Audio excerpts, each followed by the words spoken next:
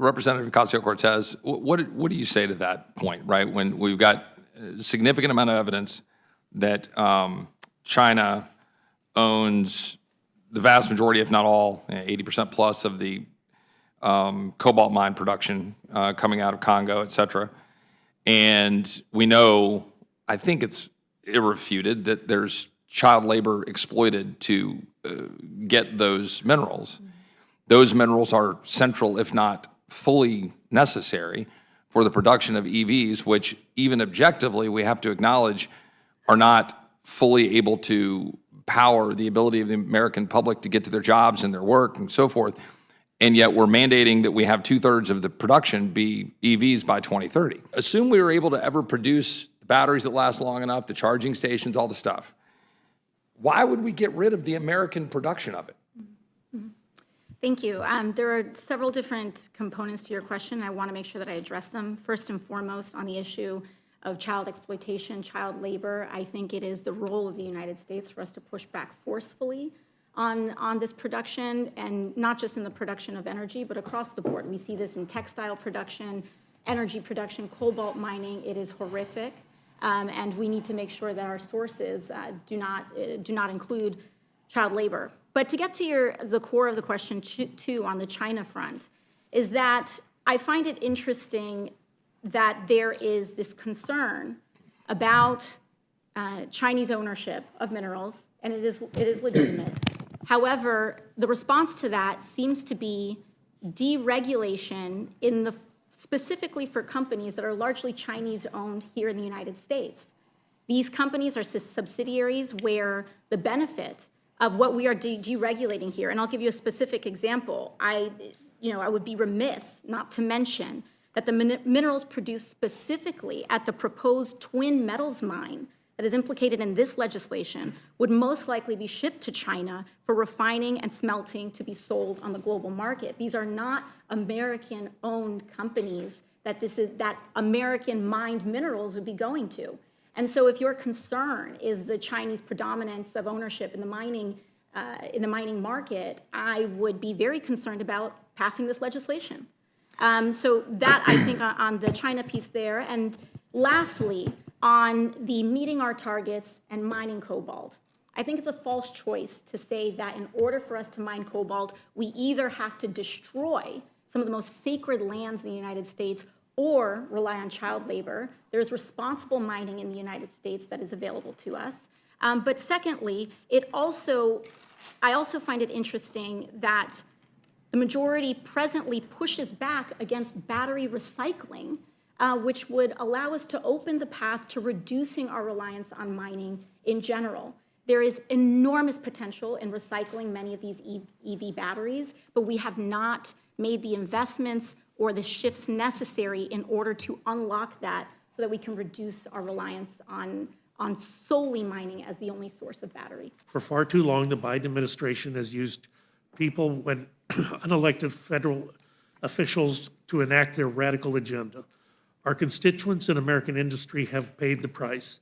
House Republicans are committed to ending the weaponization of the bureaucratic state, and that's why we're taking up several bills to roll back executive branch overreach. H.R. 764, the Trust the Science Act, delists the gray wolf as an endangered species, marking a successful story of conservation and stewardship.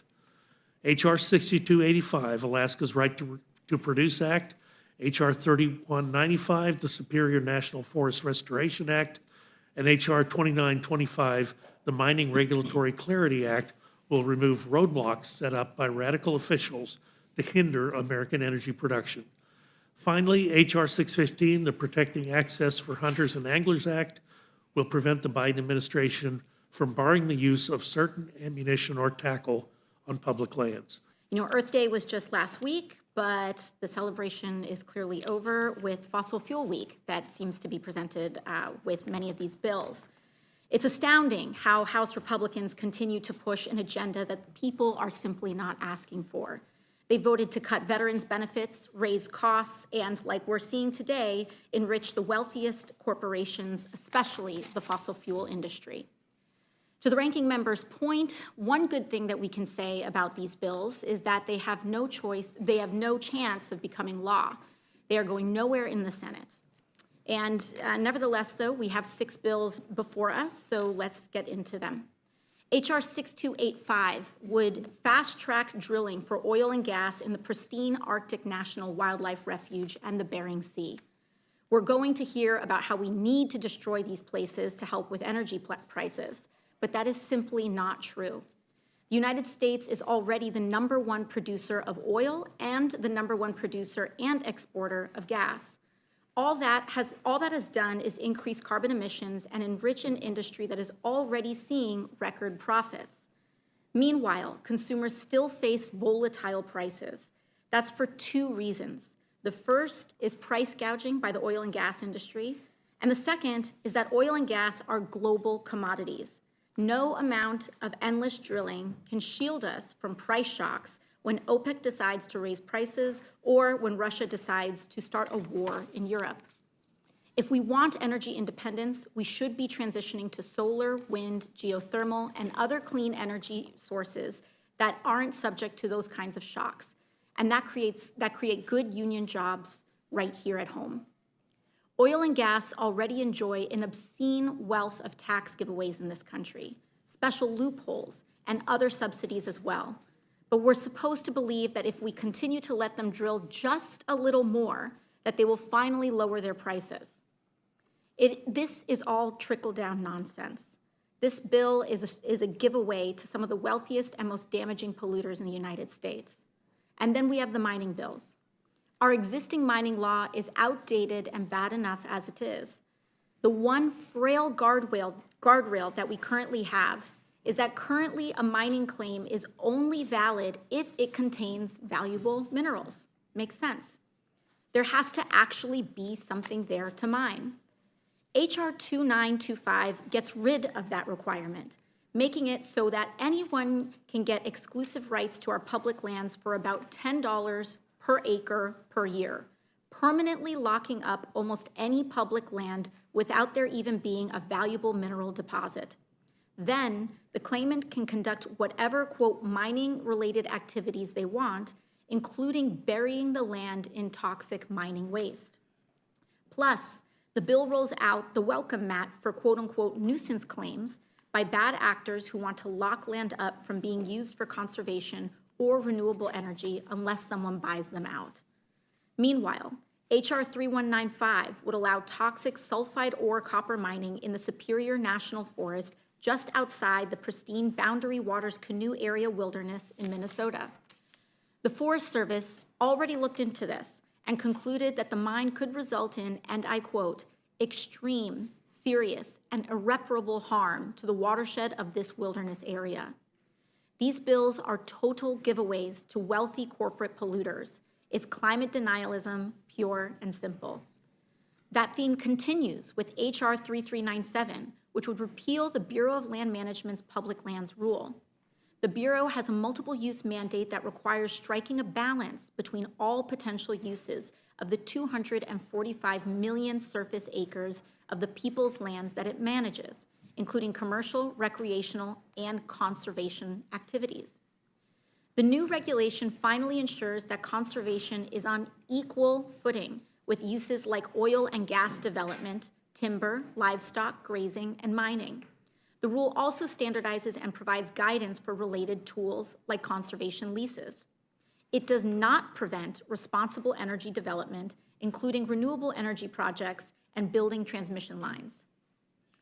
But this bill would repeal the rule because putting conservation on equal footing with fossil fuels is apparently too much to ask. Next is H.R. 764, the Orwellian-named Trust the Science Act. According to this bill, the science says that Congress should silence conservation experts and mandate that the iconic gray wolf be delisted under the Endangered Species Act. Somehow, I think that's not what the science really says. The last time the wolf was delisted, we saw states set up harvest quotas and even cash bounties for killing these animals, even their pups. And finally, we have H.R. 615, which would ban the Bureau of Land Management, the Forest Service, and the Fish and Wildlife Service from prohibiting or regulating lead ammunition or tackle on federal lands or waters, even though alternatives do exist that do not poison everything in sight. Right now, we have a climate crisis, student loans burdening our youth and our economy, healthcare costs to deal with, but this set of bills is what Republicans are currently doing in the waning days of their majority. They're putting forward an agenda brought to you by GOP, guns, oil, and polluters. It's not too late to put up a better schedule for the House this week. I oppose these bills and yield back. I am very concerned that these bills are a huge step back for our environment and our endangered species. They seem to be predicated on a false kind of a binary choice. And I don't think it's true that President Biden or Democrats or the American people have any interest in having a blanket prohibition on development, but we do want a system that fairly takes into account public safety, conservation, and the damage to our environment and our children's future if we aren't taking those into consideration. So can you comment on that? Absolutely, Representative Scanlon. As you noted, particularly in the public land rule, specifically, this shift in the rule is not even to put conservation and restoration above, energy production, recreation, or any other considerations. It's simply to allow the consideration to be on equal footing. And I would emphatically push back on the notion that conservation is just simply cordoning off, that this rule is just about conservation and cordoning off several acres of land and saying there's nothing to be done here. But this is also about land restoration. And there are so many acres of land, federal lands, public lands. This is land that belongs to the people of the United States of America, that has been dumped on, that has been allowed to be overridden with toxic waste, that people are getting sick from, that species are becoming endangered from. And to allow that to simply be in equal consideration as the federal government and the Bureau of Land Management doles out and makes decisions, oftentimes affirmatively about energy production, I think is eminently reasonable. I think that makes a lot of sense, that we're trying to balance some competing concerns, but that we really do need to take into account these conservation concerns. So I would yield back. This is the problem, is we keep hearing from the Republicans that they're about America first, right? We keep hearing that they're not, that they want to take on China. But then when they have a chance, they do not do it. This bill does nothing to stop China or Russia or any other foreign corporations. As much as I might like Canada, Canadian corporations are some of the biggest corporations mining our resources and not giving the American people a dime. And that's what bothers me about this. All kinds of things that bother me. But Representative Ocasio-Cortez, you wanted to respond to some of this. Representative Fernandez, you've encapsulated so much of what is wrong with the general thrust of many of these bills. And to your point, this is not about what many in the Republican majority are putting forward is not about America first. It's about America to the highest bidder. And it's about America to whoever is willing to pay the most. And the idea that federal public lands that belong to the American people of the United States could potentially be given away to any foreign company. And then when you importantly put that together with another one of the bills that are proposed today, which is the complete deregulation of mining in the United States, where they don't even have to prove that there is a valid claim to a mineral in a space.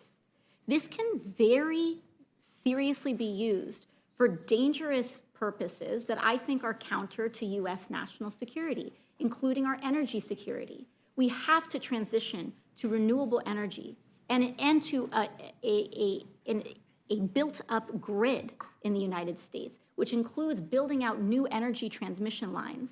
And imagine a scenario where a foreign-owned company in the United States knows that we domestically are trying to build out our energy grid and build out an energy transmission line that requires going through federal land, and they decide to stake that plot in order to avoid and prevent the development of energy transmission lines in the United States. It could slow down our grid, and there's so many different ways that this could go sideways if we don't put a check to this right now. And we have to make sure that we're both engaging in conservation, engaging in restoration, but also engaging in responsible use and our responsibility to be proper stewards on behalf of the American people of our federal lands. Yeah, I think that what we are looking at today really prioritizes the biggest, wealthiest corporations, yet again, mining corporations, whether they be American or foreign, over public interest. This is public land, American land. And Americans deserve to get paid when you take stuff out of it, because that's our Yes. minerals. And Those are our resources. One last note, Representative, on the idea that the boundary waters and the deregulation around that is not of concern. There is currently mining in that area of taconite, but we're talking about expansion of this mining into elements like copper sulfide, which are far more toxic. And the fact that they are underground near waters, boundary waters, is actually quite alarming, if not more alarming than otherwise. So I yield back.